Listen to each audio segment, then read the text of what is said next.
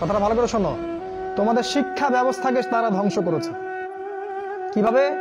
তুমি 25 বছর এই সেকুলার লাইনে পড়াশোনা করবা, 25টা সূরা তুমি শিখতে পারবা না, ইম্পসিবল। তুমি 25 বছর এদিকে পড়াশোনা করেছো, কিন্তু 25টা হাদিস তোমার জানা নাই, 25 জন সাহাবীর নাম তুমি বলতে পারবে না। তুমি রাসূলুল্লাহ সাল্লাল্লাহু আলাইহি ওয়াসাল্লামের জীবনী কখনো পড়ে দেখো নাই, ছুঁয়েও দেখো নাই, তার স্ত্রীদের নাম তোমার জানা নাই, 10 জন জান্নাতি সুসংবাদপ্রাপ্ত সাহাবীর নাম তোমার জানা নাই। কিন্তু তুমি এদিকে science, arts, commerce, physics, chemistry, biology, হাবি জাবি সব পড়ে শেষ করেছো, ইসলামের বেসিক নলেজ তুমি অর্জন করো নাই।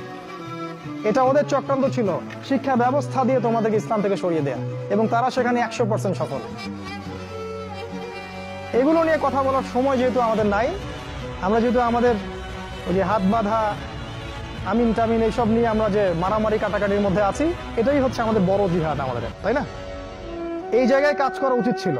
পক্ষান্তরে যারা মাদ্রাসায় পড়ছি আমরা, অত্যন্ত দুঃখজনক যে মাদ্রাসায় পড়ার পরেও আমরা সাম্প্রদায়িক হয়ে যাচ্ছি কেন জানি। নিজের বুঝ, নিজের দল, নিজের মাযহাব, নিজের তরিকার বাইরে আমরা আর চিন্তা করতে পারছি না।